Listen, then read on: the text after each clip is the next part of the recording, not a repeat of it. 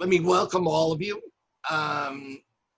We're delighted to have this first teleconference from the International Council for Diplomacy and Dialogue, which Eric Goslin and I founded. We're the co-directors of it.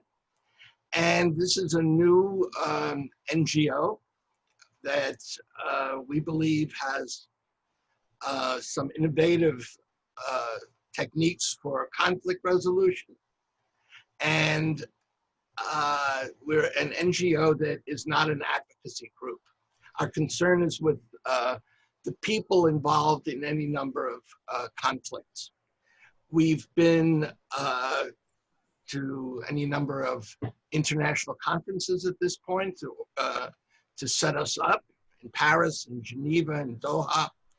And we have gotten into contact with any number of participants in any number of conflict situations, from Pakistan and India to Turkey and Syria. And we've also done some domestic work. The problem is for us, as for all of you, that Corona has interfered with our activities, which involve flights and the like. So in the meantime, especially in the meantime, we decided to organize some more, I don't know, academic, let's call it propagandistic efforts, which will include these kind of teleconferences that you're seeing, but also we're pretty excited about a program that'll start in a few weeks that is called The Crisis, which is a podcast and which will, instead of being centered around a host, one host, will involve all of us and center around the person who's being interviewed. So without too much more ado, let me see if I can introduce the people who'll be speaking today. And the way we'll operate is, as each of them speaks, if anybody has a question or a comment they want to make, they should send it in on the chat. I'll write it down or vet it. And then after everybody's finished, everybody will be speaking for about 10 minutes, laying out certain themes and ideas that they have on their topics. After they're all finished, then we'll go to the questions that you sent in from the audience. So that's the story. Now, without more ado, let me introduce our people. We have Micheline Ishay, who's doing a talk on protests, pandemic, and possibilities. Micheline is a distinguished professor of human rights and international studies and director of the Human Rights Center at the Korbel School of International Studies, which is at the University of Denver. I can only recommend her newest book, which is called The Levant Express, which really gives quite a new perspective on the Middle East. Then we're going to have Igor Kotler, whose talk will be on the pandemic of anti-Semitism, left, right, and the virus. And Igor is president and executive director of the Museum of Human Rights, Freedom and Tolerance in Millburn, New Jersey. And he's a senior research fellow at the International Education and Research Center on the Holocaust and Genocide at the Russian State University of the Humanities. Celine Kalik is a journalist. She's going to be talking about extremism, protest, and violence, I assume with a particular view of Turkey, and on Turkey, where she's from. And she's a journalist with the Middle East Monitor, and she's an independent researcher, and she's pursuing a doctorate at the University of London. Next, we have Dr. Edwin Daniel Jacob, who's got a very interesting topic as well, which is on the coronavirus, but it's in rural America. It's about its impact in rural America, which is, of course, Trump's base. And so that'll be a pretty interesting talk. Dan taught in Arkansas for quite some time. But he's currently a fellow at the School for Conflict Analysis and Resolution at George Mason University. And his most recent work, which is coming out shortly, is American Security and the Global War on Terror with Routledge. I should say Micheline's book, The Levant Express, is going to appear with Yale University Press. Next, we have Dr. Antoinette Elia, who is writing on the post-COVID scenario, and with an eye on restoring social justice and defending the rule of law. And that'll probably center around Italy. Antoinette is a senior associate fellow at the University of Santiago de Compostela, and she's a visiting professor in Beijing, and she's a legal consultant on human rights standards, implications, and capacity building with the Council of Europe. And lastly, we're going to have my dear co-director and very good friend, Eric Goslin, on extremism, fake news, and the virus. And Eric is a government counselor for the Middle East and Africa, and he works as a civil diplomat with me together. So I may make some comments at the end, but we'll see how it goes. So let's start off with Micheline, wherever she is. I'm here in Denver. There you are. And so Professor Micheline Ishak. So I'm very happy to join this symposium. I'm going to be talking today about protest, pandemic, and possibility. And so my first question is George Floyd another Mohammed Bouazizi? In a different way, we can say that each had pleaded to the police, and each death was sort of a flashpoint for nationwide protest against police brutality and economic justice that soon became international. And following the patterns of the Arab Spring, we see that global movements such as Occupy or even the Indignados march against economic inequality and austerity.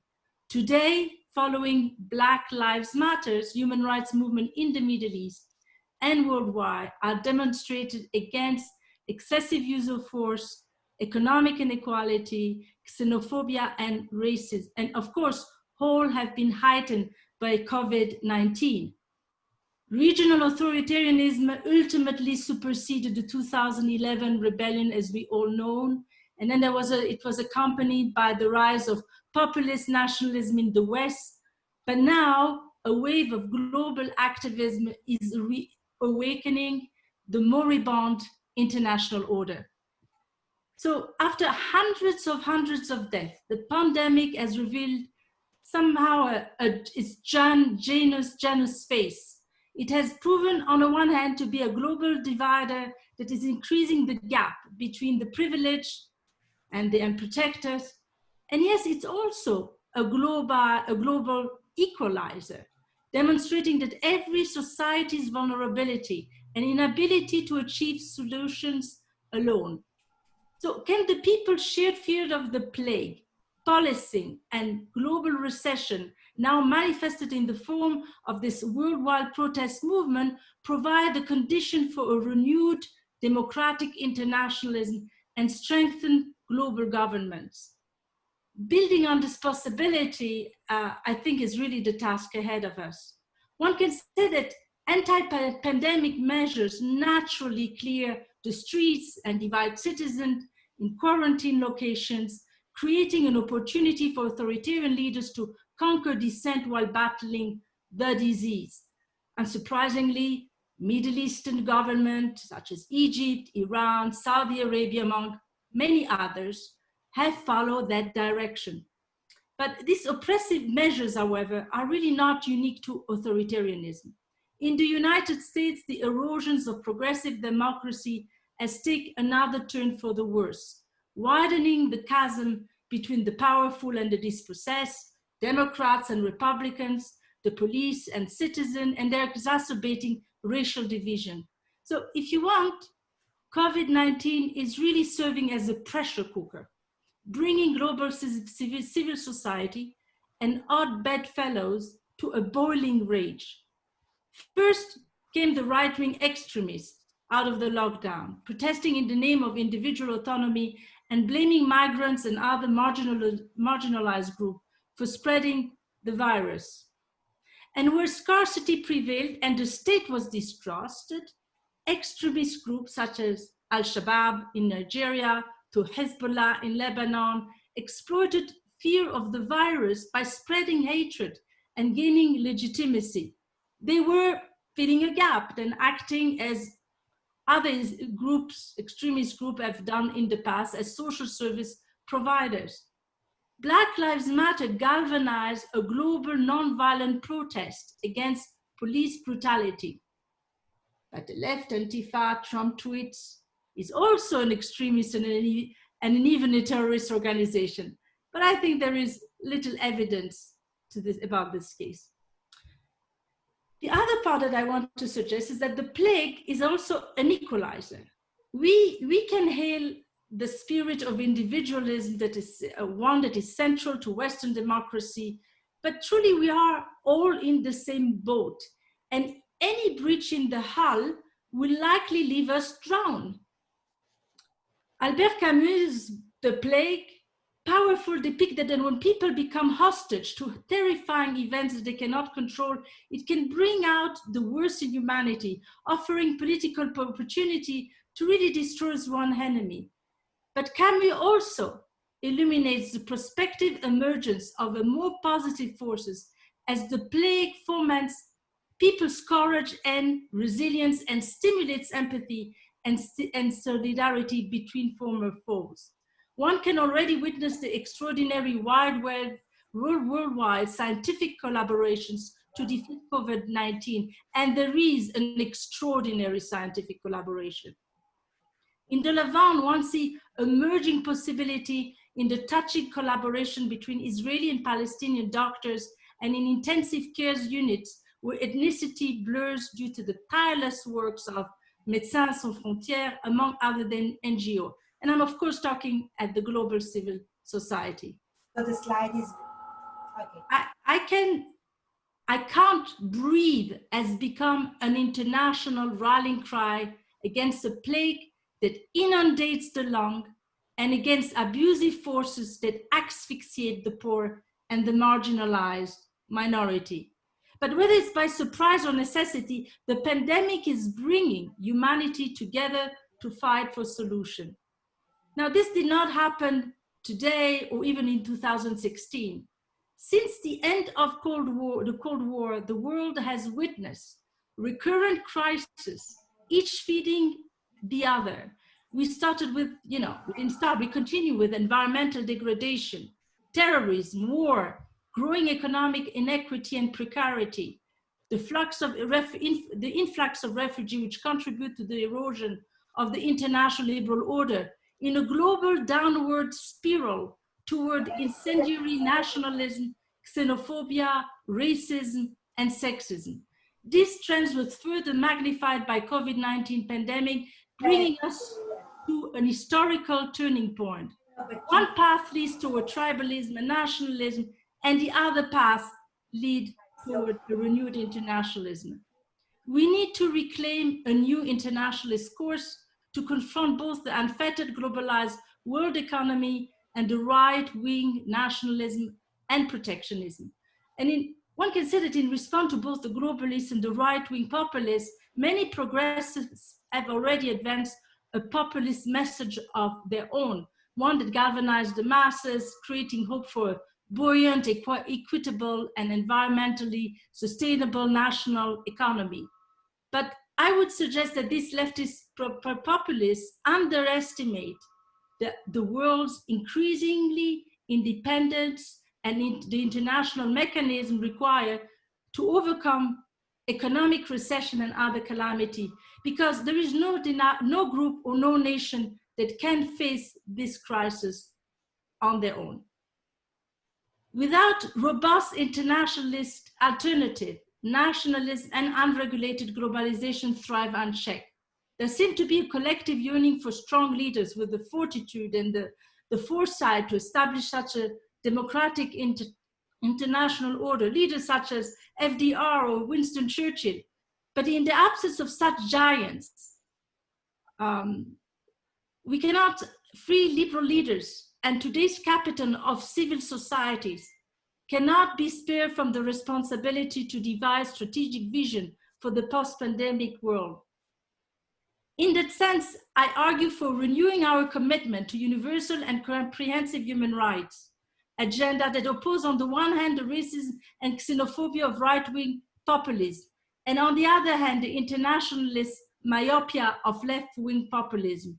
The enormous crisis at hand cannot be resolved without reaffirming the inalienability and indivisibility of civil, political, economic, cultural, and security rights. In other words, we cannot simply improve the right to security or healthcare at the expense of socioeconomic rights and vice versa. These rights are interdependent domestically and globally. But more specifically, this series of crises calls upon us to use a universal human rights barometer as we consider a stronger global health regime. And there is one in the making as we speak, a fair architecture of international trade, technology that prioritizes the interests of workers and the common good, a global Green New Deal, universal basic income, the full social integrations of women and historically marginalized groups, and more inclusive international liberal order. These ideas seem no longer utopic. Today, however, they are making inroads in mainstream political circles and the media. In conclusion, the self-immolations of Bouazizi unleashed a wave of democratic upheaval in 2011, both in the Middle East and beyond. These movements were revived in 2019 and now again after the murder of George Floyd, calling for human rights progress. These protests and the pandemic have exposed chronic social illnesses offering new possibility. And the question I'm asking, if not now, then when? Thank you. Thank you, Micheline. So, you had asked me to sort of sum up each of the talks in a minute as they're given. And maybe it's a good idea. I think the important points that Micheline raised, at least for me, was what we have here is the coronavirus acting as a pressure cooker, and that the response is, especially in the United States, has been a kind of double populism, left and right, and that especially on the right, there's been also on the left, especially on the right, but also on the left, there's been an underestimation of the need for an international cooperative response to the crisis. So that's in a minute. Of course, her talk was much richer than that. Now, next, you can correct me afterwards, of course. Now, next, the person we have is my dear friend Igor Cutler, who will be talking about the pandemic of anti-Semitism, left, right, and the virus. So, let me hand it over to Igor. Thank you, Steve. And again, hi everyone. I'm very glad it's our first try, and I'm very proud to participate in this. So probably I had to add one more word to my presentation, the title, The Pandemic of Anti-Semitism, Left, Right, the Virus, and Extremism. Because one more piece was missing at the very beginning. So it is said that anti-Semitism is the oldest prejudice in the world. Among others, there are two anti-Semitic myths which are haunting Jews and which are still relevant today for our conversation, I believe. The first one is blood libel. which is originated in the 20th century's England. And the second one is of Jewish conspiracy, which is most vividly reflected in the infamous protocols of the learned elders of Zion, written in the beginning of the 20th century. So the unfolding events show that these two myths are still alive and still widely used by different groups. So first of all, let's go to the right. From the very beginning of the pandemic, Jews were accused by some right groups and representatives of the spreading of the virus, which is, I would say, on one hand, the continuation of the old idea of Jews being guilty in spreading of disease, and we can go back to the bubonic plague in Europe called the Black Death of the 14th century. And the whole idea is that Jews, Israel, Zionists, and Jews actually, because three of these groups or entities are blamed, spread this virus in order to undermine the world and for the profit of the Israel and the global Jewish community.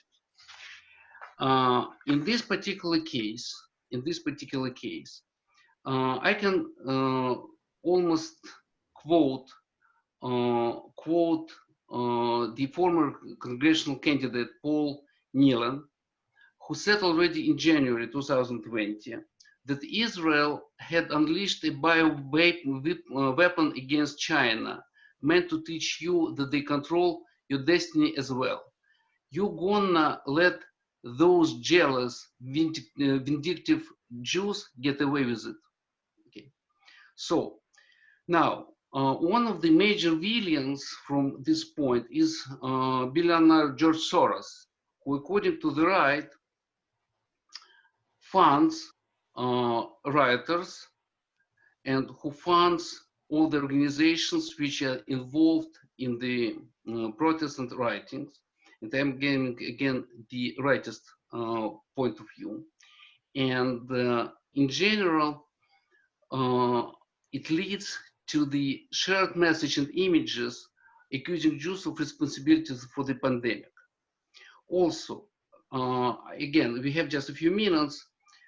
This is an American right, and I will go to the right again in the end of my conversation.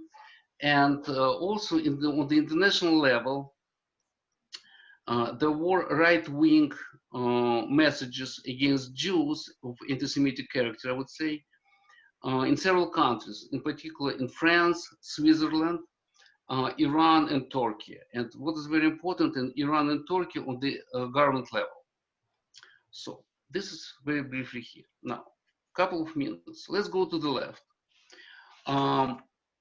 I found only two countries where Jews, actually not Jews, in this case, Israel, and was accused in spreading the disease.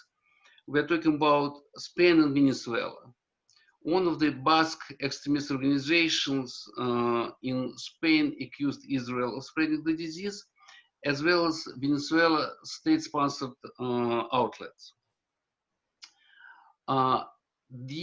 As we know, in some cities, in many cities, there were looters among the protesters, and it turned into a very big problem, to some extent for the Jewish community as well. In Los Angeles, several synagogues and kosher stores were vandalized. I would not say that kosher stores could be targeted or may be targeted because they were Jewish or kosher. I have no evidence for that. But about synagogues, another matter. In particular, in May 30 to 31st, synagogue, Beit Israel, in Los Angeles was vandalized with two inscriptions, and I would like just to point on them too. It was written, and Steve allowed me, but still I will abstain from this, with the word F-word, Israel, Free Palestine. And for me, it's a big problem. I'll explain why. This is a big problem in this case. First of all, this is a problem that some protesters associated a synagogue with the state of Israel, okay? And from this point, I mean, Jews are not responsible for the policy of the state of Israel. You can agree with Israeli policy, disagree with Israeli policy. Even inside of Israel, there are many discussions about that. From this point, in the eyes of protesters, any Jewish institution is associated with kind of Jewish responsibility. My problem with this, I have two problems. The problem number one, what I'm afraid of, we know that collective responsibility might lead to collective punishment, okay? And collective punishment exists, and let me put this, I might be criticized for that, but the Holocaust was a collective punishment of the Jewish people for some alleged Jewish parasitism or ills and so on and so forth. And I have a rhetoric question here. For example, why Russian Orthodox churches were not vandalized? Because you can simply put F word Russia, F word Russia, free Crimea, where excuse me, where Crimean Tatars are persecuted, or F word China, liberate Tibet, or liberate Xinjiang, where 1 million Muslim Uyghurs are imprisoned in labor camps. So this is kind of old idea of Jewish responsibility and Jewish responsibility for the I would say social injustice, and I would say for the policy of Israel, and finally for and it's implanted in some minds. Okay, now also, as we know, on June 13, 2020, during the Black Lives Matter demonstration in Paris, there were some shouts, "Dirty Jews."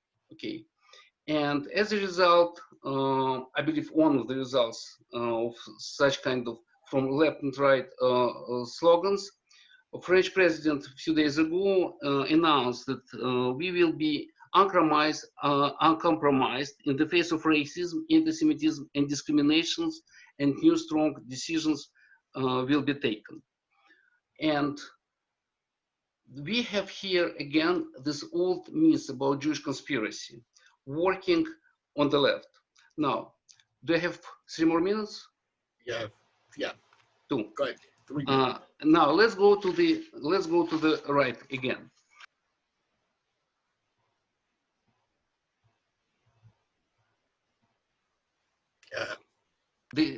They came to the idea of so-called pandemic.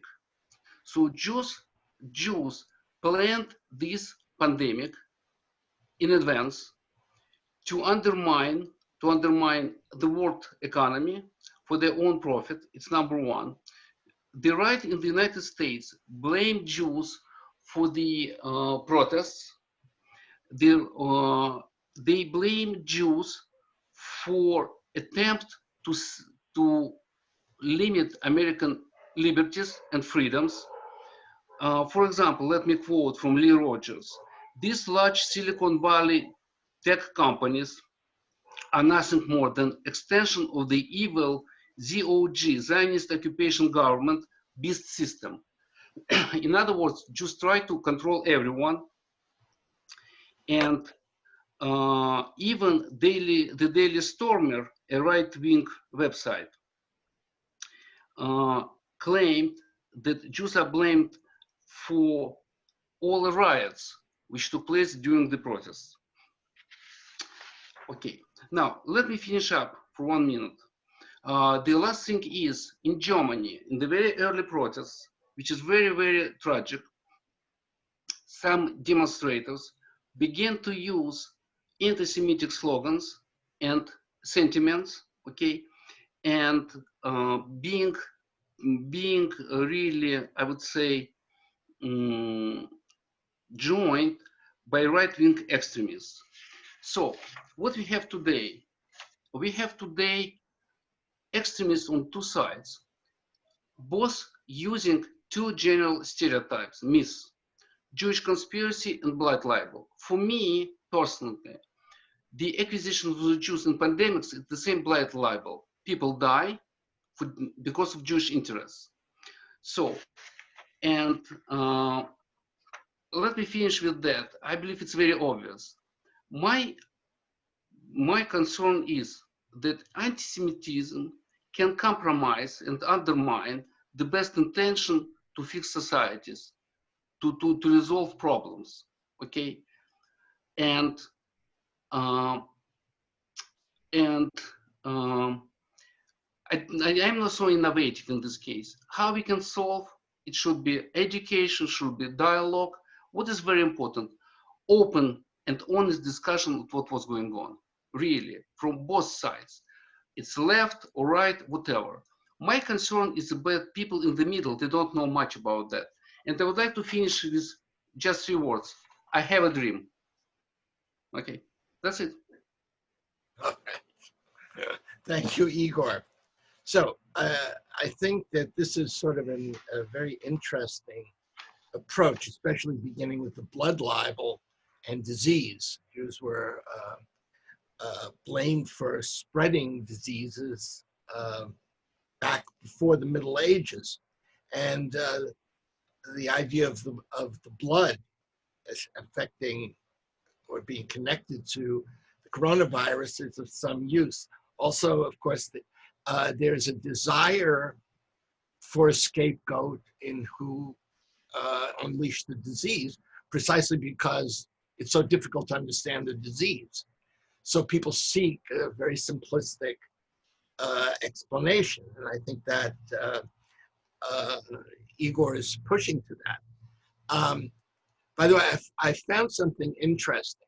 If I can just bring that in, I've been reading sort of novels of the plague. I went back to Chaucer and to Boccaccio for the Decameron, and then to one of my favorites, Daniel Defoe, who wrote about the plague year in England, and the underestimated Samuel Pepys, who has probably the best description of London. And what's very interesting is they all search for the cause. They're unclear about how to find it. But since, for the most part, they're relatively decent people, they admit that they just don't understand it. The second thing that I noticed, and this, I guess, fits with Igor's anthropological view, is they have the same responses to the disease. Social distancing, don't touch people, get out of the cities, go to the countryside. Each of these books shows that. And I think that's a pretty interesting phenomenon.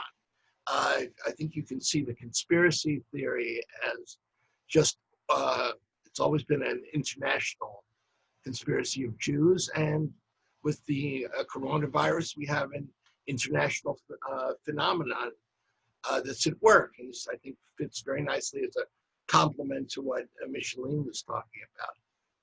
So, let's move on.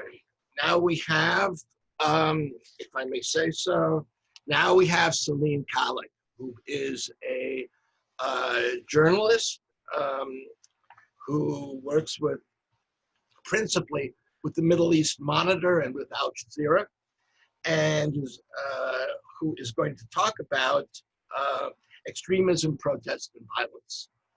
And Celine, I can't see you, but I hope you're there. We'll begin your speech.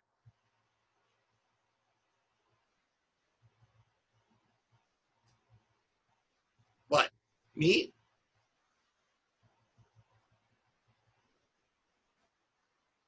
We can't hear her. Unmute. Unmute me? Yeah. Can you see me and can you hear me right now? Ah, there you are. Okay. Okay, perfect. Salim Thank Jolly. you. Yeah, thank you, three gentlemen from ICDD, especially Stefan, for inviting me for this lovely and important speech. Well, I'm originally from Turkey, but I would like to share something from the street of UK, unfortunately not from Turkey this time, because we don't have Black minority, Black people in Turkey. So I'm based in London, so that's why it's better. I thought it's better to share my perspective from London. So yeah, let's start. First of all, I would like to underline that no one is born hating another person because of the color of the other's skin or the other's religion. But people learn to hate, and they can hate and they can also love. So they can be taught to love or they can be taught to hate as well. So this is the ideology of Nelson Mandela, because he says those touching sentences in a movie named as Mandela, Long Walk to Freedom. Probably many of you already watched it. So it's really time to remember those Black freedom fighters like Mandela or Malcolm X. And the pandemic was really supposed to be the great equalizer, because no one immune and everyone is vulnerable, you know. So that's why we hope that this is great equalizer, but unfortunately we are disappointed. The people also, we know racism is also like a virus that we have been dealing with longer, really. And so as we know, the police killing of George Floyd in the United States has sparked a worldwide reckoning, and that's why Black Lives Matter has become a global rallying cry. It's like really cry against police brutality. And as Micheline mentioned, Black Lives Matter, it was founded 6 years ago as a non-violent civil organization, disobedience organization. Technically, basically, they are working for a world where the Black lives are no longer systematically targeted for demise, and they affirm our humanity, and they affirm our contribution to our societies wherever we are, and our resilience in the face of that kind of deadly oppressions like George Floyd had approximately 1 month ago. So therefore, of course, Black Lives Matter is not a terrorist organization, but what I see in UK and also what I witness from the media outlets, from television, United States media, far-right extremists such as in UK, such as Britain First, or in United States, what was the name of this group? I forgot it. Okay, anyway, Britain First, for example, in UK, those kind of far-right extremist group, they continue. They started actually. They continue to inject themselves into those protests, creating a very huge potential, like powder keg, as they mix with Black Lives Matter protesters on the street. For example, last week, after clashing with police around Parliament in Westminster, in UK, in London, these groups, far-right groups, made their way to Trafalgar Square. They stood under Nelson Mandela's column, and they set some smoke bombs and, you know, fireworks, objections, police helicopters. So it was like Hollywood movie. This I couldn't be able to forget that those scenes. So that's why Black Lives Matter, I think, risks becoming an empty slogan. You know, BLM, Black Lives Matter. It started becoming a very empty slogan. I don't want to say that, but I'm sorry, unfortunately, because of some far-right groups. So those far-right groups destroyed the soul of protest by their vandalism, of course. And for example, Boris Johnson, last week, he condemned the violence, those vandalism used by the protesters, and he said that they are racist thuggery. So last week, more than 100 people were arrested amid violence in London, and I'm sure same in United States. For example, KKK, self-described KKK leader, Ku Klux Klan. He has been arrested also for driving his car into a group of Black Lives Matter protesters in Virginia last week on Sunday. So because of those kind of incidents, Black Lives Matter group, some of them really, I met many of them, they are really smart, and that's why in London last Saturday they called off their official demonstrations because of the concerns and safety, and because of the planning. So do I have many minutes, by the way? Not really. Let's say Finish? 2, if you can. Okay. So thank you. On the other hand, also those anti-racism protesters, Black Lives Matter, they want to take down public monuments in United States, and for example, because of that, they don't want Winston Churchill's monument, for example, statues. So both sides, Nelson Mandela's, Gandhi's, Churchill's, their all statues are being temporarily covered for their protection by the government. So in a nutshell, I think British racism, with comparisons to United States, is a really bad habit with a long history. It began in early 19th century, approximately 19th century, yeah, with the British slavery. So in UK, what I see, what I experience is Black people really Black people have really very huge leadership and representative problem.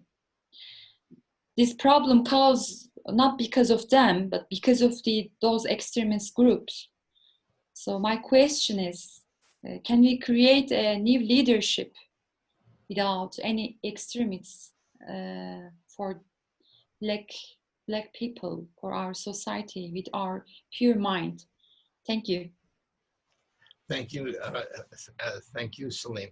It occurs to me that in a certain way we've had very similar tensions here. There are tensions, tactical tensions, between those who believe that one has to use violence, and those who believe that, and the vast majority who believe that peaceful demonstrations are the way to go. What's interesting is that the Antifas, or the anti-fascists, as they're called here, they have the slogan, they have the slogan, smash the fascist where he stands. And that is a slogan that goes back to the Communist Party of 1928. It didn't work out very well, if you know what I mean, in Germany. Yeah. But nevertheless, there is a tension between these two groups that's very real and that plays itself out all the time in recurring protests. The pandemic, I think you're quite right. I mean, every statistic that I know of suggests that it hits poor Black people much harder than it hits white affluent people. And if you think about it, it makes sense that that should be the case. They're driven together more. Their health is poor. You know, you can go into all this kind of stuff. But that one would seek a new political leadership. That's been a call in the United States for a long time for Black movements. But I think there is hope, actually, to go to Micheline's point previously. And that is the movement of the Reverend William Barber, who I think is one of the most impressive leaders that I've seen in as long as I can remember. And he builds explicitly on the tradition of the Poor People's Movement of Martin Luther King.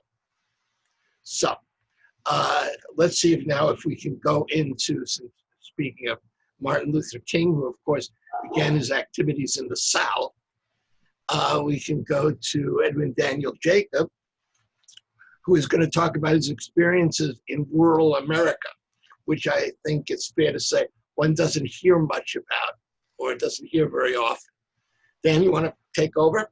Yeah, thanks, Steve. Well, I just wanted to first off say I'm delighted to be in such good company today discussing this with a lot of familiar faces, not only in the panel, but also participants in the background as well. In this symposium, Corona, Extremism, and Protest, it really encapsulates what's unfortunately become a reality as 2020 unfolds. And to make matters even worse here in the US, it's an election year, presidential election year. I thought what might be interesting would be is if I talked about, as you mentioned, my experience teaching in Arkansas, actually in terms of two things. I recently went back to Arkansas during spring break to visit friends, right when Corona got started.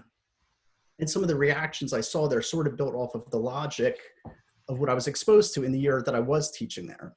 So what I'd like to do in this talk is sort of threefold. I'd like to focus on sort of a few representative experiences I had there, both in the community and also in the classroom as an educator during that school year, that sort of illuminated, at least to me, someone from the Northeast all my life, sort of the general appeal of Trump's base. Secondly, what I'll do is then lay out some of my own interpretations of that appeal from that time I was in Arkansas. And then I'll sort of bookend it with what I encountered when I returned back to Arkansas just recently during spring break. I should even note, it's even more salient given the fact that the first wave is really just touching upon Arkansas right now, as a matter of fact. So to start off, when I was in Arkansas, it was the 2018-2019 school year, and it was roughly 2 months before the midterm congressional elections. The supposed blue wave had been, the blue wave meaning the supposed takeover of both the House and Senate that was predicted, was sort of all over the media, inside the academy. I touched down in Arkansas, and I told Steve this and a couple of you, I'm sure, within about two or 3 days of being in Arkansas, I said to myself, I don't think we're going to be having this wave, and I'll explain why. In terms of the general culture there, and I'll piggyback off of Celine, actually, I sort of switched the story around that I had originally planned to start with. I'll actually talk real quickly about the plane ride to Arkansas. I was about to move there. I get into the plane. I'm about to leave for Memphis from Philadelphia. I'm sitting next to someone across the aisle, about 23, 24-year-old young black man. He's reading a book. I'm gregarious, maybe nosy, whatever you want to say. I take a peek and he's reading Goethe's Faust. So I got very interested, of course. So we struck up a conversation. I said, when we land, we'll talk, that sort of thing. So we land in Memphis. We walk to baggage claim, and he's saying how he's going to be in a master's program for German studies, you know, very interesting. And we're talking for a few minutes. All of a sudden, someone comes over and basically says to me, you know, a local said, "Oh, I ever heard you're from New Jersey? You're going to be a professor here. You're new to the South, this, that, the other." I said, uh-huh. So she basically proceeds to put her hand on the young black man's shoulder I'm talking to and say to me, "Honey," this is almost a verbatim quote, "Honey, I just wanted to let you know, we're not like we're portrayed in the media." And with her hand on this young man's shoulder, she says, "We get along with our blacks here." Now that like completely flipped me out. I had no idea where this was going to proceed. Okay. How this young man was going to respond to this. So she walks away. And this young man, by the way, was a native. He was from Missouri. And when she got out of earshot, I sort of said, like, how do you deal with that, man? And the heavy part came. He literally said to me, "Deal with what?" It was just completely ingrained in him. So that was my first exposure to Arkansas, Memphis, actually. So I have about a week before classes are going to get started. And I decided to sort of acclimate myself as best I could to the local culture. I was living downtown. On the next street, there was a bar. I'm a teetotaler. I would go in at night, go down in the little basement area, have a club soda, read, prepare for my lectures, and so forth and so on. And what became very interesting was a phenomenon that I would see the whole 9 months during my time there. The patrons at the bar watching football, and it's evidently on every night of the week now, so you got Sunday, Monday. But what would happen during commercial breaks when they would flick to another channel, if it passed by a news channel, in unison, everyone at the bar would chant "fake news" in unison. And for those of you who aren't aware of this, from not in the US context, fake news actually, I was telling Steve before the meeting, it actually originated. Hillary Clinton on the campaign trail in 2016 used the term as a derisive characteristic of sort of the more conspiratorial websites and YouTube channels like Alex Jones. Trump, however, co-opted that phrase for his own purposes. So when Trump says fake news, or his supporters say fake news, he's basically calling out any outlet or any opposition to him. So that really flipped me out. And that proceeds to the third story. We'll bring it into the classroom now at this point. I was teaching a pair of intro classes, Intro to US History. And in the classes, I like to show, when we discuss McCarthyism, just before civil rights, I like to show the film Good Night and Good Luck, just to sort of use some multimedia to get them into it, because none of the kids know about it. McCarthy was really, I should note, sort of a proto-Trump of his time. Right after the Second World War and during the Second Red Scare, the beginning of the Cold War, he was a very powerful senator, and he was bringing up all these people to testify for the supposed communist links. And this film, Good Night and Good Luck, explores this affair, McCarthyism, particularly the Army McCarthy hearings from the standpoint of Edward R. Murrow, who was a luminary newscaster. We watched the film in a class, about 40, 45 students, give or take. The film is over. I start discussing it among the students, and it becomes apparent to me that they think this film was a drama and that it wasn't a historically based film. That in and of itself is problematic. But now we get to the heavy part. After I break down, this happened both semesters, by the way, after I said that, well, the first time around at least, that no, this actually really happened, the response I got from a couple of the students were, well, I guess Edward R. Murrow was just the fake news of the 1950s. very, very heavy. So that was sort of the experience with regards to sort of the Trump base in terms of the culture of the people in the community and also inside the classroom itself. Now, what I'd like to do now is sort of give my own interpretation of how I really tried to get a grasp on the Trump's appeal, because the student body itself, I would say, was roughly 80%, perhaps 85% pro-Trump.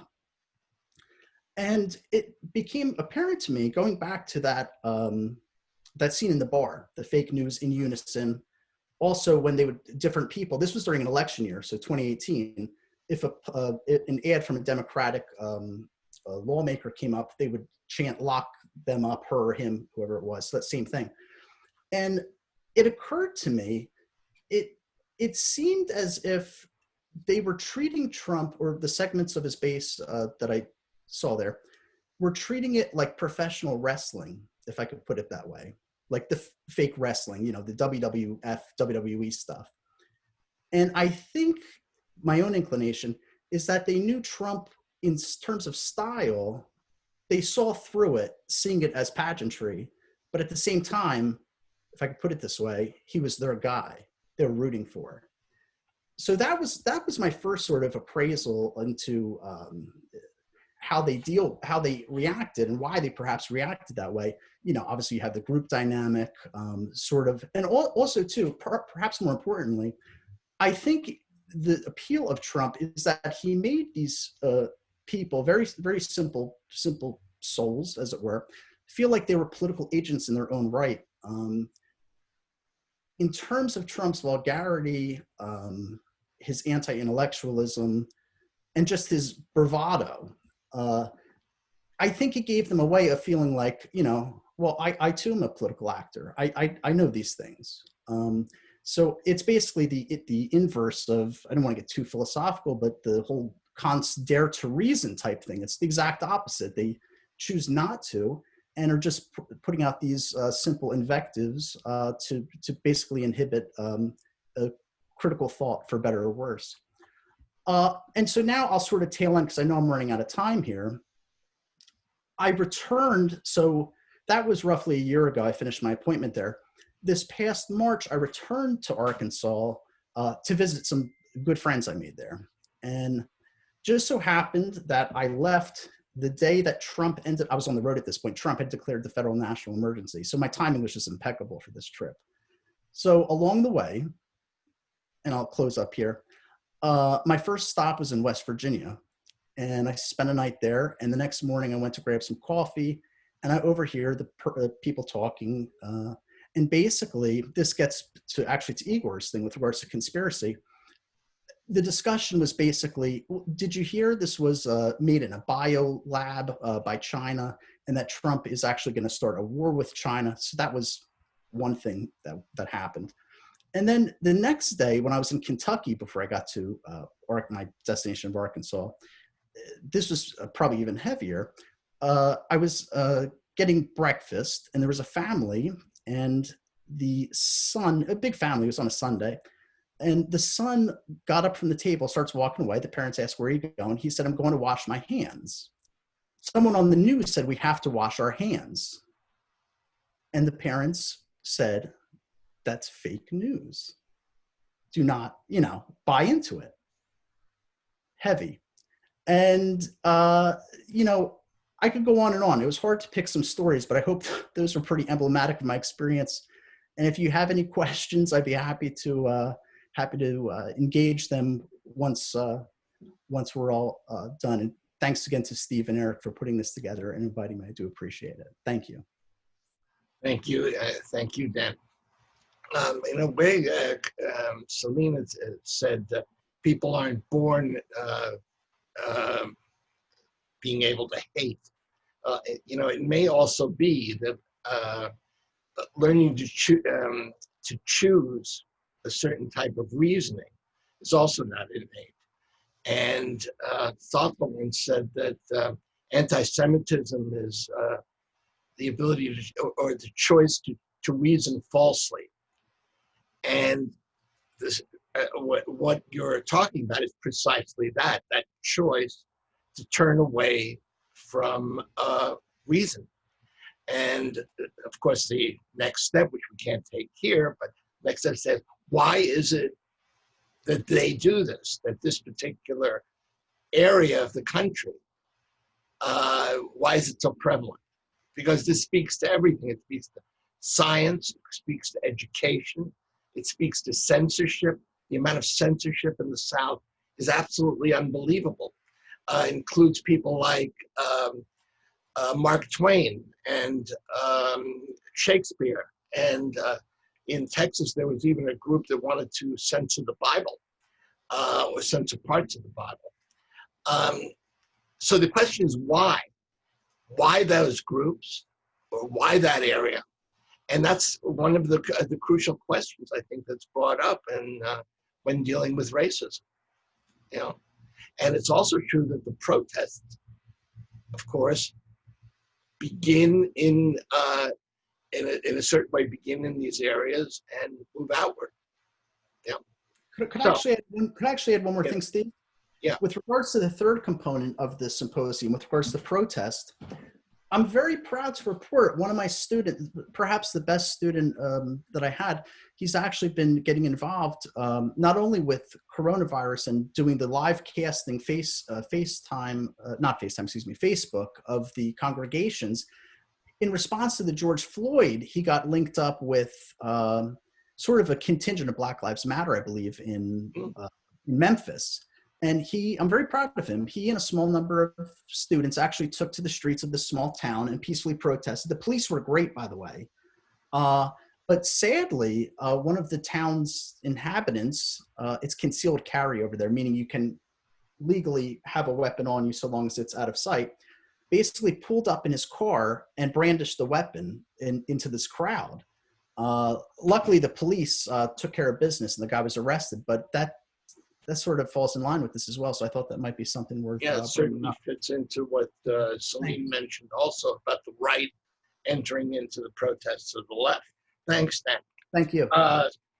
Next we have, although I can't see her at the moment, Dr. Antoinetta Elia, who is going to talk about the post-COVID scenario as she sees it, and the battle for social justice and the rule of law. Antoinetta, you can see me? Now I see you. Yeah.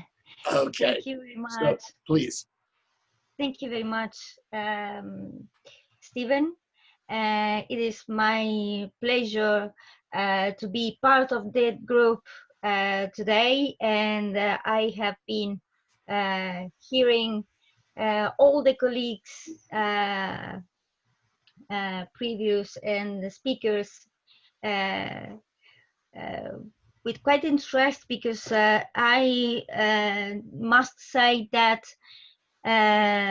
actually all around the world the real side, the other side of the pandemic is the turbulence and the movement against the present in the present situation for different reasons, but the line unifying movements across the world, I guess, can be found in the need, as Micheline said, of restoring the unity and indivisibility of human rights across the world, and the question of cultural approach to the present crisis, as already underlined by Dan, and as Celine said, the mix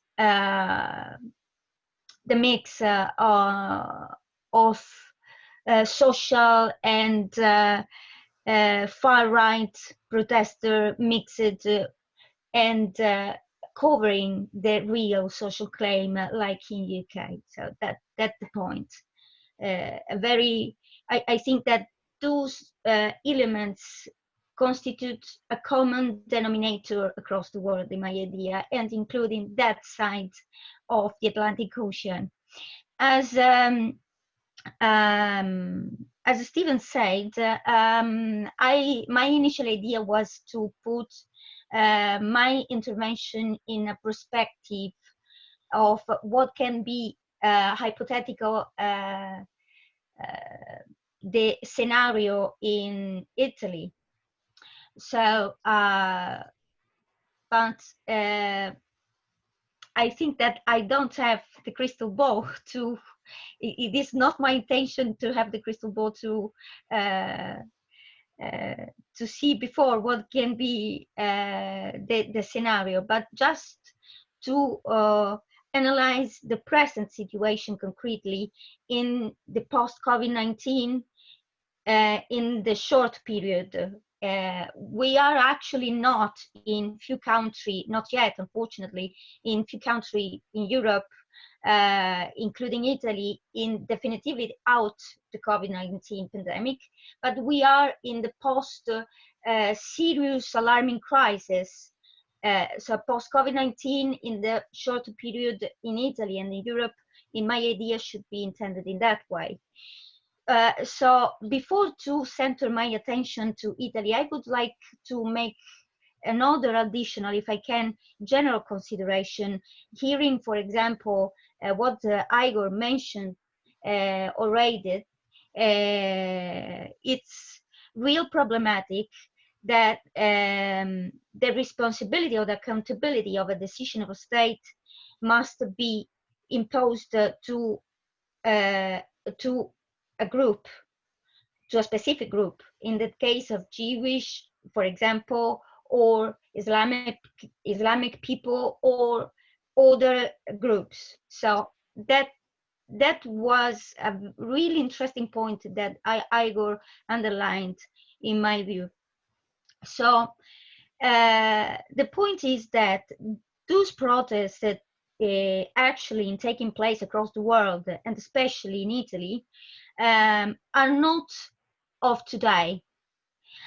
What would you like to do today with all of you is to focus on the fact that populism, and let me use that word, populism should be considered as a process, as an historical process. Just let me do a reference to United States, for example. In United States, the first appearance with populism appeared in 1829, and then soon after with the creation of People Party against the Jewish in certain part of the United States. So, and what I say is that is a movement manipulated or institutionalized not only in United States but everywhere. And this is not my personal opinion. I subscribe in the view of Ilvo Diamanti, Professor Ilvo Diamanti, who used this approach to analyze populism. On the other side, in the case of Italy, we assisted to the institutionalization of populists a few years ago, not just now. And that consolidation arrived with the entrance of the movement Five Stars movement, inside the parliament, a movement created by an online platform, to be synthetically, and then radicated in the square, and then through the election entered into the democratic institutions. So please let me say that when I use the term populism, I don't use that term with a specific positive or negative approach, just neutral, okay? Because always, according to Ilvo Diamanti, what is important to note that if we understand the term as a process, we possibly are looking to a need for transformation of our democracy nowadays. So that kind of pandemic, terrible crisis, just underlined that ask for a transformation of democracy, both on to the representative level and, most important, to the social level. That second point is it's of particular relevance in the case of Italy, because the pandemic, the focus of the pandemic in Europe soared in Italy, and so it has been the first and the most affected, between the most affected countries in Europe by the pandemic.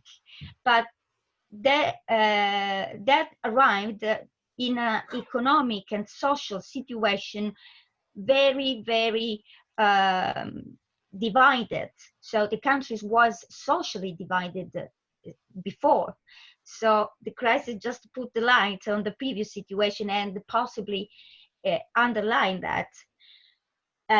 So with the lockdown measures, so the limitation of freedoms, the stop of the economy, and so on, certain parts of the country, especially the center and the south of the country, lost any possibility to have access to the public goods, to the benefit of the economy and the progress and so on. Just to give you an example, the possibility to have access to online education in many parts of the country has been nearly impossible, because still few kids or family doesn't have smart devices at home to guarantee that kind of education. I know that there are problems diffused in many countries, but that's as I'm focused on Italy, I will put the accent on that country.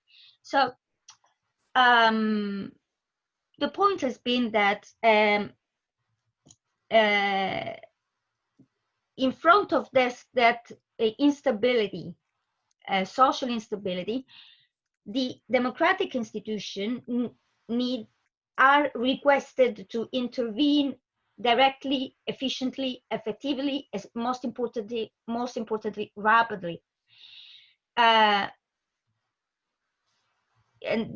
that has been the real problem: the lack of rapidity and efficiency in the answer to cover such a critical situation.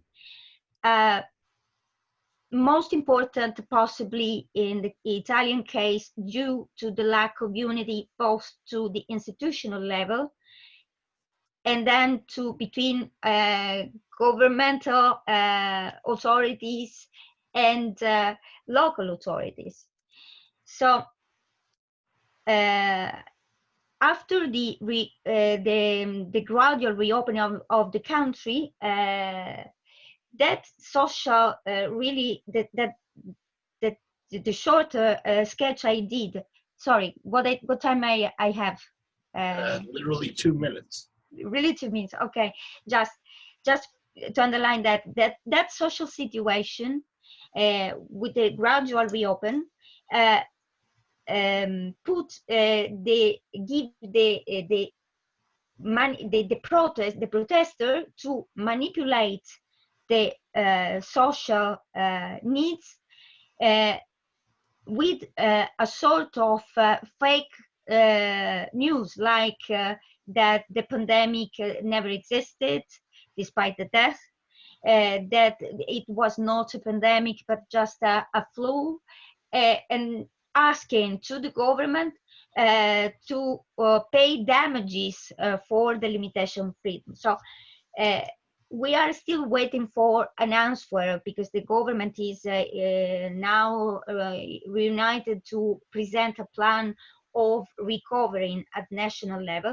But if we don't have an institutional answer rapidly, that social movement can easily degenerate. So it's just a a possibly negative scenario that we are still, that I would love, don't see neither in my country, neither in other one across the world. So I will be very happy to add something in the time of question. Thank you very much.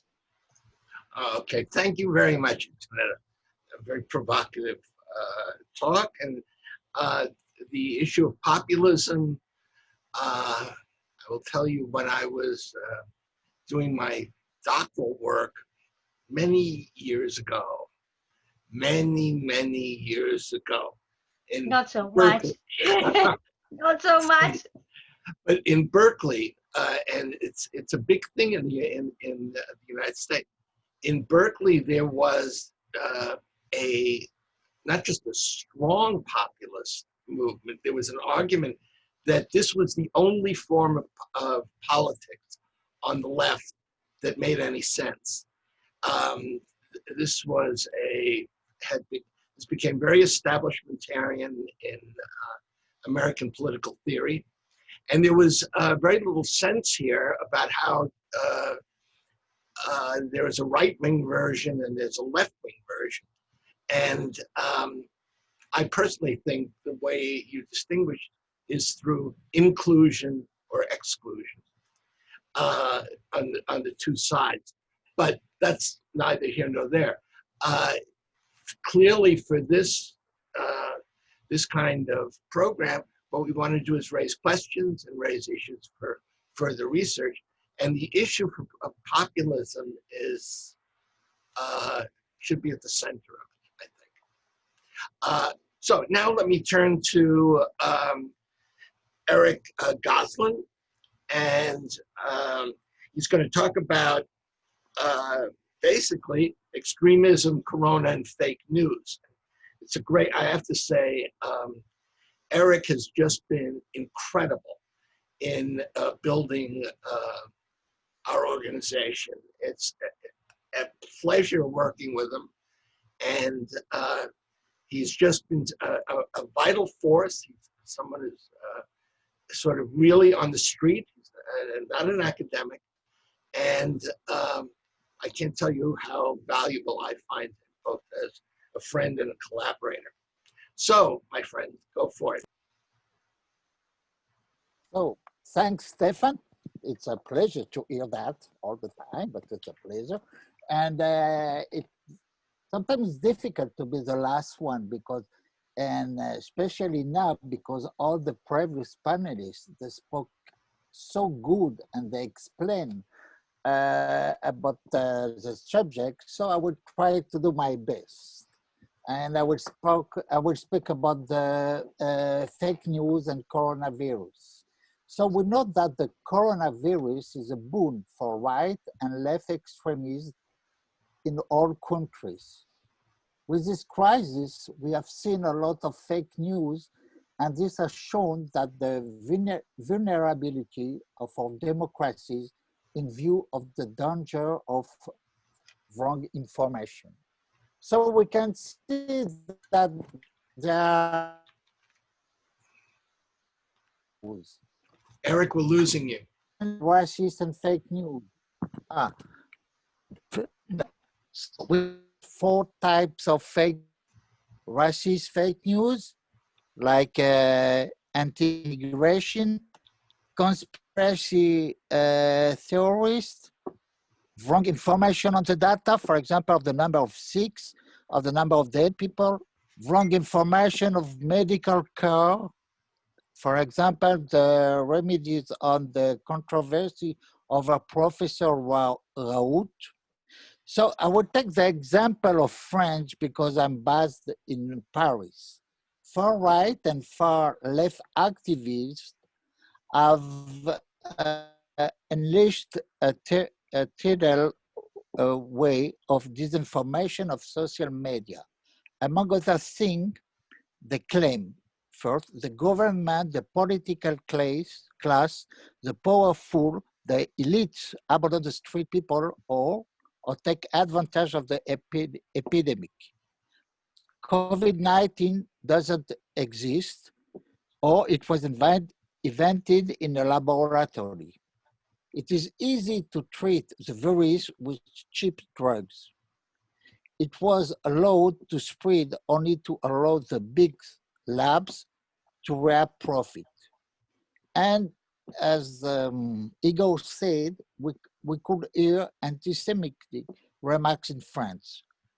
For example, according to Dieudonné and other anti-Semites, we must defend Professor Raoult against a couple of Jewish origin, Agnès Buzyn, who was when the pandemic started, the Minister of Health, and her husband, Yves Lévy, former president of the National Institute of Health and Medical Research. For the extreme right France, Gilbert Collard, member of the French Parliament with the Le Pen party, published on his party website a free forum to the supposed joint interests of Agnès Buzyn and Yves Lévy. A poll on March 28, 2020, by the Jean Jaurès Foundation and the Conspiracy Watch shows that 40% of the voters of Madame Le Pen's party defend the thesis of the intentional artificial creation of the new coronavirus. Thus, questioning led several actors of the radical right to reactivate the theme of the West struggling against communism, embodied no longer by Moscow, but by China. Here are some examples of fake news. Eric? Drones info, yes? It's okay now? No, Yes. better. Okay, Drones Info is a French newspaper funded by American evangelists. Unfortunately, that is a far-right Jewish website. So what can we see? On March 19, coronavirus, China is guilty of a crime against humanity. In this article, we can read that the starting point is a communist, totalitarian, and criminal ideology. On June 2nd, we can read that voluntary submission in front of COVID-19, nearly 40,000 people are being led to the slaughterhouse.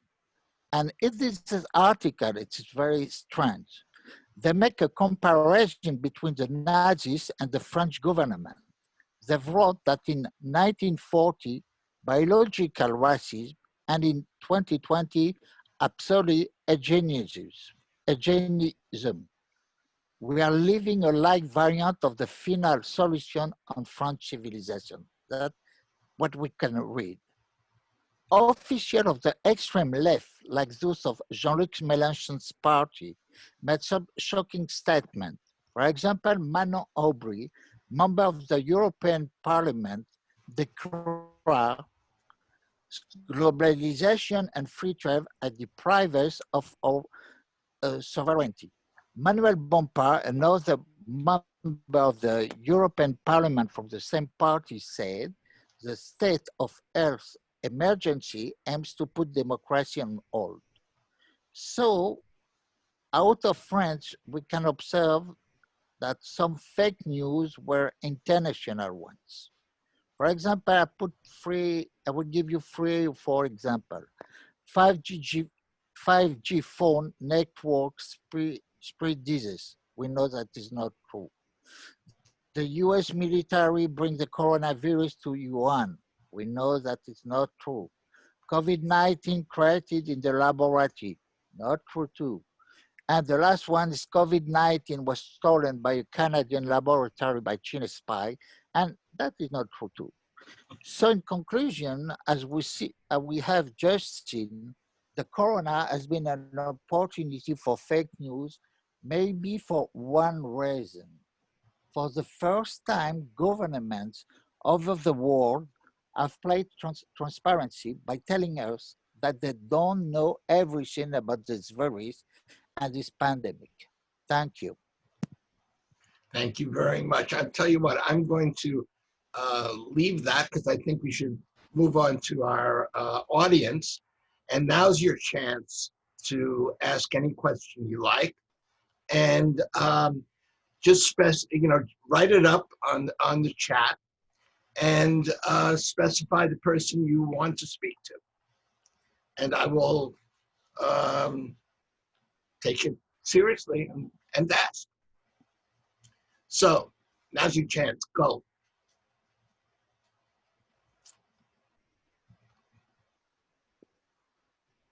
Everybody's so tame. Yeah.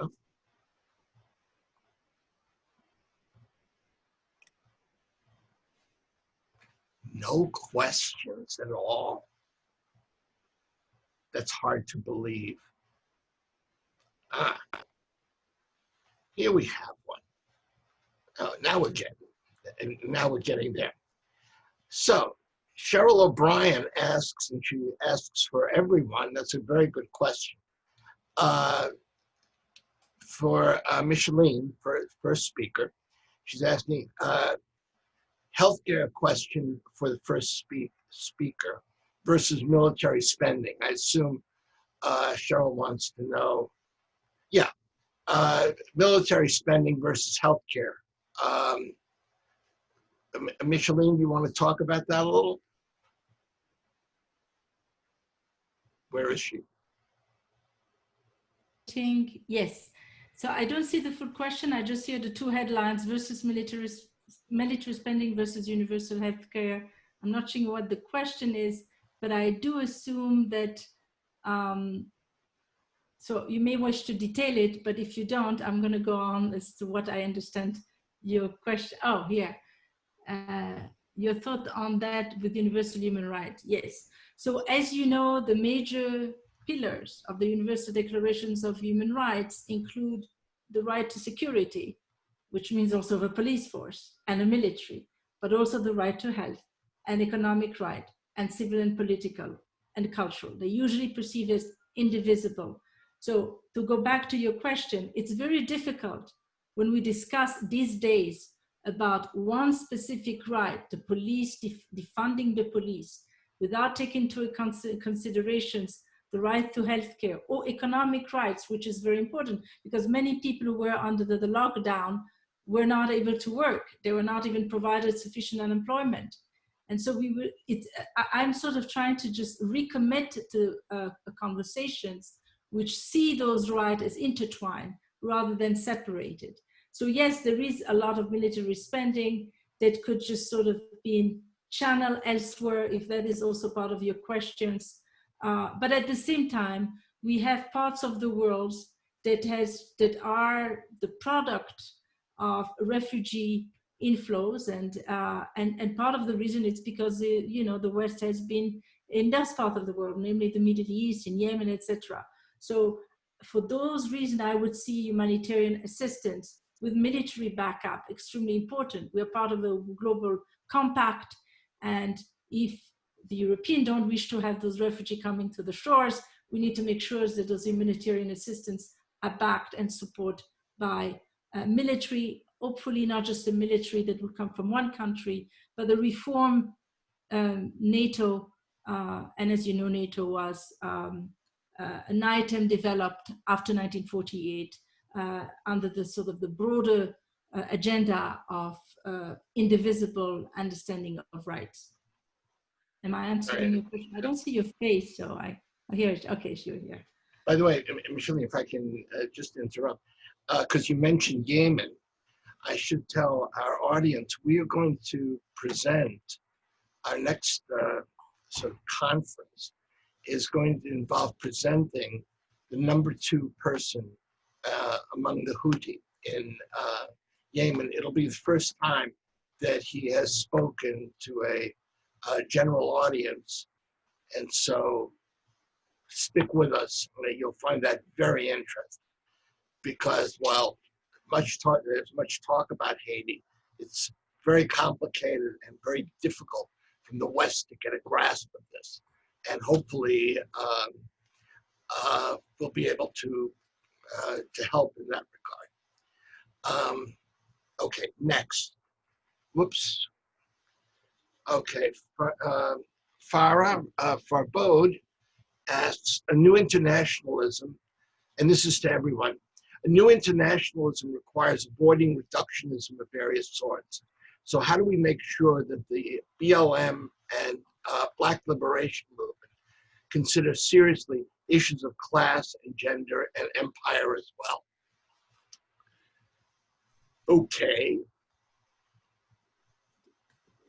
Are you choosing people to respond? Steve, No, Farah's speaking to everyone on the panel. So whoever wants to say something about that.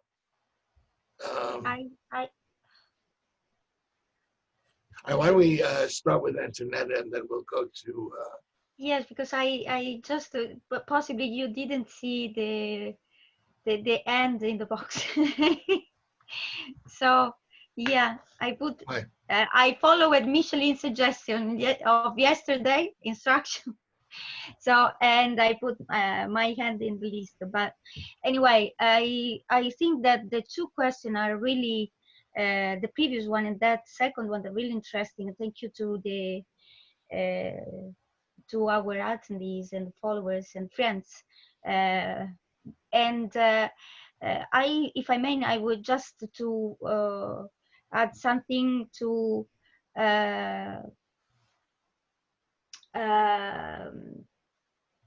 rely to Michelin. She said that, of course, rights are intertwined, but the point is that we are in a crisis, so we must have the choice and put the accent on temporality of suspend the right to work, for example. What is the problem is to try to prevent that security overcome older rights in the so-called new normality after the virus. So you give me, he's going to happen in few countries, for example, in Latin America. You want to be secured, so you must renounce to a part of freedom and social rights. So we must pay attention to that. Yes, tell me. And on the internationalization, of course, that's the other point. Global problem needs global solutions. So the best answer, I don't know what Micheline think about that. I would love to hear her view. Is that we need a strong international institution for human rights implementation, supervision of violation, and most important, to rely on accountability or excessive measures. Okay, great. Micheline, you want to respond quickly? Can't hear you. Can't hear you. Here it is. So with respect to the two questions, the first one with respect to the new internationalism, avoiding reductionism, you know, the Black community really was the most affected in the United States, and it's partly social economic issues. So there is a class component in the Black Lives Matters movement. Some of the leaders, and I've went to the website to look about those connections, they were made very clearly. I do hope that they continue to be made more even clearly. There are, of course, as we know, individuals who are white and also suffering from great economic injustice in this country, and we want to have them ally to a broader coalitions come November 16, and it's important that the leaders make those arguments as clear as possible, otherwise they will be going to the Trump side. I usually discuss about groups that succeed in igniting not just domestic upheaval, but also global one, as the potential, or having the potential agents to create a global movement. But global movements are never sufficient. And I think that Antonetta was mentioning it before, those argument, the platforms needs to be institutionalized over a long period of time. We need to find leaders. There need to be sort of a variety of hurdle in order to make sure that we see the crystallizations of those arguments, and then those arguments to remain accountable. So in the words of Antonietta, Okay. I think that the Micheline? last point, there was another one. Now let me move to Babafemi Badeo because he has a number of questions for a number of you. So let me see what I got here. First question is to Igor. I'm hearing you for the first time about Israel or Jews being responsible for the pandemic. It's more seen as China-U.S. rivalry in my parts, I assume, in Lagos and in Africa. So that's the first thing from Baba. The second thing is to Celine, which is how do you create leaders for Black people, and you don't think that is being paternalistic? In other words, how do you get Black leaders without imposing them? Overall, I thought we'll delve more into crucial conflicts also, and not only the CNN effect that George Floyd has rightly posed. Okay, let's take the two things to Celine and to Igor, and then we'll go on with a response to Farah. Okay, Igor, do you want to start? Yes, very briefly. This is exactly what I talked about, that there are some people from the right, I mean, it's mainly far right people, who blame Jews for COVID-19 pandemics, okay? For some reasons, it's called Jewish conspiracy. But let's put a little bit different way. On the very far, they mainly blame Jews, okay, to some extent Israel. On the very left, they blame Israel, not Jews, okay? But this is kind of a two sides of the same coin, okay? Blaming Israel and Jews, okay, because they're associated in general together.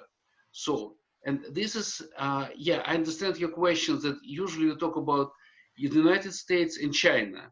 Let me put this small coin here, that there were some rumors about Russia did it, okay, in order to punish China for dominance, okay?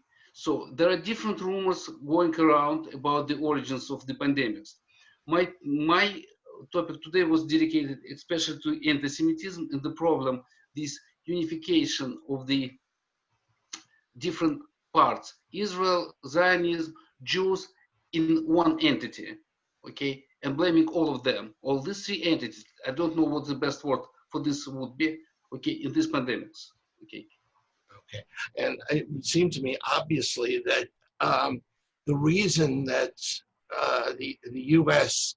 and China are emphasized or specified in Lagos and so much of excuse me, Africa is because they're the two dominant forces in conflict, right? Given Chinese investment and U.S. attempt to counter it, and basically in Africa, there are not that many Jews, which this is, let me add, this is a product of European anti-Semitism. This is why I mentioned the two myths. One is coming from medieval Italy, the second is coming from modern but Tsarist pre-revolutionary Russia, okay, originally. Okay. Okay. Now the next one goes to Celine. That's a very good question, Bob. How does one build these? How does one get a leadership? How does one get a leadership without being paternalistic? And Celine, do you have anything to add with that? Yeah, I think it is really important question, and we need more than 2 days to discuss and to answer that question, because we need a very huge brainstorming about this. But I want to ask a question. I want to answer with a question. Malcolm X or the other leaders in the history of Black people, of Black history, did they create any paternalistic way? We need to answer that question first. But of course, I understand your hesitations. You cannot solve the problem of racism with paternalistic way, but I mean regarding the leader, I mean not as a person specifically. Of course, for example, in terms of Middle East, after Arab Spring, Middle Eastern societies, they generally need a leader, because they are the leader societies. They are not like United States, or they are not like United Kingdom. They want to create a leader, and they want to follow the path of leader in Middle East. So, for example, after Arab Spring, they wanted to create a leader. So now they are trying to find a leader like Erdogan or any other person. So I don't know. I'd like to ask the panel but I a mean, question. Oh, I'm sorry. Paternalistic, I mean, you can create a novel, you can create an institution. I mean, you can write a novel, you can create an institution, you can create a new movement like Black Lives Movement. I don't mean just, I didn't mean just leadership. Yeah, just to add, here I got a question. How much money did the Nazi Party have when Hitler first formed it? The answer is they had 7 marks. In other words, basically $7. This is a product of work. Hitler's people worked to build their movement. And if you think of the Reverend Barber's movement, see, I think there are movements with legit leadership. I think Barber is really a great figure to watch. And his movement has been around for about 10 years. And it's organic. These kind of movements have to be organic. That's the only answer to how it's not going to be paternalistic. In other words, it can't simply be imposed from the outside. On the other hand, how to link them up, these movements, identity movements, with class concerns, that's a very complicated question. Barber has done that, I think, in the proper way, which is policies. You ask for policies that speak to working people in all the movements without privileging any, except, anyway, that's my view of it. Let me move on to Cheryl, who has another question or another issue. Again to Micheline. She heard you mention extremist groups like Al-Shabaab and Boko Haram. I assume that's they both fit. Whoops, wait a minute. And my question is, could you say more about how such extremist groups are using the pandemic to their advantage? A very good question. And to Dan, Jacob, let me see, is there any research on how we can bring some of the anti-intellectual rural people on board with understanding the value of science, academic research, etc.? Do we need more community collaboration with universities and rural people in the US? Do we need a better way of translating our research? And is anybody working on this?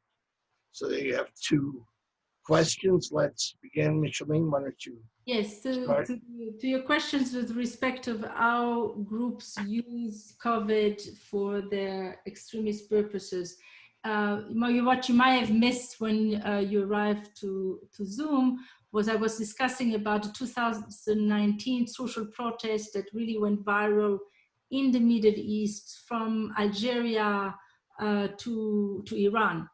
And when COVID-19 arrived, it halted the protest. And many authoritarian leaders decided to use the COVID-19, which was it's an issue in and of itself, but they used it as well as a way to pit groups against each other, and in order to also to halt the protest that existed at the time.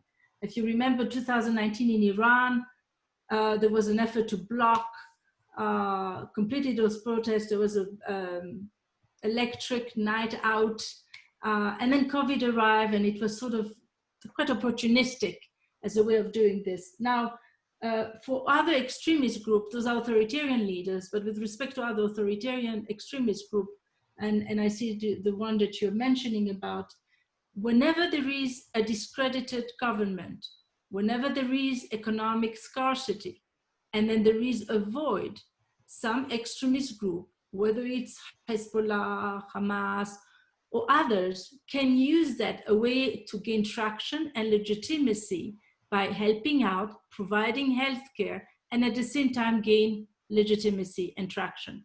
So they've done that, and for those who are interested in reading about the region, you would see a number of discussions in the papers focusing on the way those groups have gained legitimacy thanks to their services. And that's also it's also the same for ISIS, which we thought was decimated.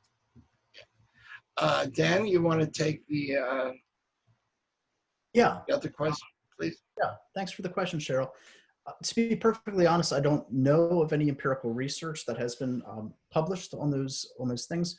What I can say from my own experience of being there, I perhaps should have brought this up in the talk, with regards to racism and bigotry in general. I think a lot of it had to do with the fact that these kids, these young adults, simply weren't exposed. It was so extremely homogenous an area. And I think a lot of the anxiety generated in terms of Trump's embrace was basically the specter of the coming hordes of immigrants and terrorists, basically. And they had no framework of analysis from which to proceed, because there were for instance, I would walk into a class with 40 students, I would have one person of color in the entire class, and they just simply didn't have exposure. So I think it's just a matter of students with goodwill taking it upon themselves to become more cosmopolitan in what they're reading, studying, or if they have the ability to travel. I do know in terms of institutional endeavors, where I taught has tried to do as much as they can in order to bring in diversity and different offices on those sorts of things. But I think a lot of it, again, is just generated from the fact that they're not exposed to to people of color and other religions, for that matter. We could go down the list. I think that's where it comes from. But that's sort of what I have, and I'll leave it there because I know we're short on time, and it looks like we have another question in. So thank you for that question, Cheryl. Baba Badeo has certainly says he appreciates Eric's conceptualization of fake news, and he hopes we'll get a copy of his presentation. But he suggests that fake news did not start with Hillary, even though President Trump has popularized it. We've always had conspiracy theories in our world, and I remember Walter Cronkite in my student days in America presenting the limited American views as the news of the world. Racism is less an individual thing, but a structure of power relations that bother the interest to be sustained. Yeah, I mean, that last part is certainly true. And I mean, Dan, if you want to respond to that, well, I'm sorry, Eric, if you want to respond to that, that would be great. Okay, no, I want, if it's possible, to come back to the question of Baba Femi. Yeah, exactly. And about this question and the answer. So some people spoke about a big movement, a new form of government, of a big association. And I think it's not working. And we saw that in the past. Because if you put a new big organization, everyone wants to be the chief, everyone wants to be the boss. So, and with ICDD, we work with a social society. We take no all the society, but a small part of the society. And we work with them about a very, not a big project, small points. And only like that, we can grow up and to go to the goal. Because if you build a big society, a big organization, so you would have many people and they will speak, but only they will speak. And we need, for example, for the problem of racism, we need actions and not only blah blah in consumption in a symposium. And for the Black people, I saw in Europe, perhaps 10 days ago, 2 weeks ago, we didn't speak all the time about the Black, the white, and other people. Now, we see that all the time we speak and we select the people by the color of the people. I will give you an example. I would conclude with that. I saw in a newspaper today so that now they will write in the restaurant where the chief is a Black guy. And I think it's a sort of racism to do that. That was my... Eric, let me interrupt because we have 1 minute left, and I just want to thank everybody for participating. And the questions were great. I mean, really, really great. I think we all enjoyed it, and I hope you stick with us and keep informed and write us and join us in any way you can. And if you need conflict resolution help, let us know. Okay, so on our part, we say goodbye. Bye-bye. Thanks very much. Bye-bye. Bye. Bye. Bye-bye, everyone. Bye, Professor. See you next time. Okay, see you next time indeed. Thank you so much, Steve. Thank you a so pleasure. much, Steve. Bye-bye. Thank you, Steve. No, it's a pleasure. This is Yeah, thank really a wonderful thing to do. All the best, Bara. Thank you. Okay. Yes, all the best. Thank you very much, Steve, Eric, everybody. Thank you. We're honored that you joined us, Baba. Stay in touch. And Alice, Will, I thank haven't you. seen you. I'm glad you're here too. Jan Thanks. and Justine, merci.